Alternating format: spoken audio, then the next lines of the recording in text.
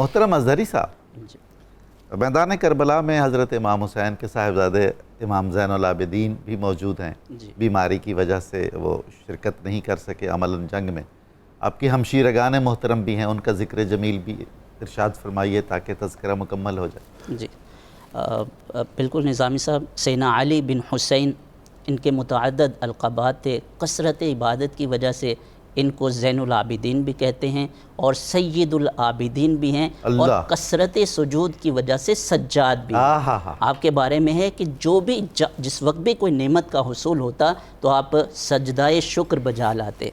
میدان کربلا میں علیل تھے، اس وجہ سے قتال میں شریک نہیں ہو سکے، لیکن آپ ان کی شجاعت اور بہادری کو دیکھیے کہ جب یہ قافلہ حسینی ابن زیاد کی دربار میں پہنچا ہے تو اس نے یہ ان کو قافلہ حسینی کو دیکھ کر یہ جملہ بولا، فما اصابکم من مصیبت فبما کسبت ایدیکم۔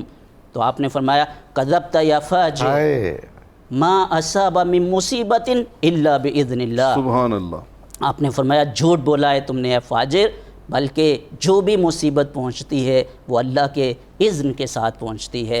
اور پھر اس نے اس غصے میں آ کر ابن زیاد نے کہا اقتلو، تو سیدہ زینب وہاں پر موجود تھی، انہوں نے کہا کہ ان کنت قاتلی ہی فاقتلنی معاہ قبل، اگر تم ان کو قتل کرو گے تو پہلے مجھے قتل کرو، کیونکہ میں اپنے بھائی اور بھائی کے بیٹے کی شہادت کو دیکھنے کی طاقت نہیں رکھتی ہوں۔ تو یہ سیدنا علی زین العابدین کی شجاعت اور بہادری وہ اس کے بعد بھی وہ جاری رہی ہے جب یزید کے دربار میں یہ قافلہ حسینی پہنچتا ہے۔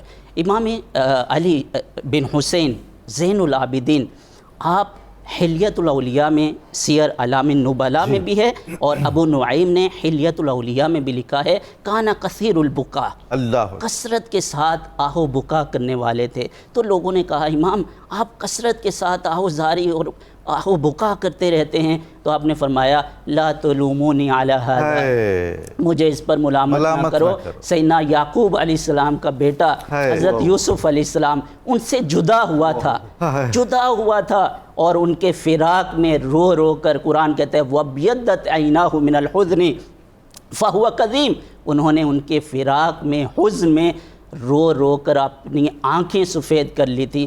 میں نے تو اپنی آنکھوں سے اپنے پورے خاندان کو کربلا میں شہید ہوتے اور ذبح ہوتے ہوئے دیکھا ہے، تو میں کیوں اس طریقے سے آہو بکا میں اور کثرت حزن میں نہ رہوں۔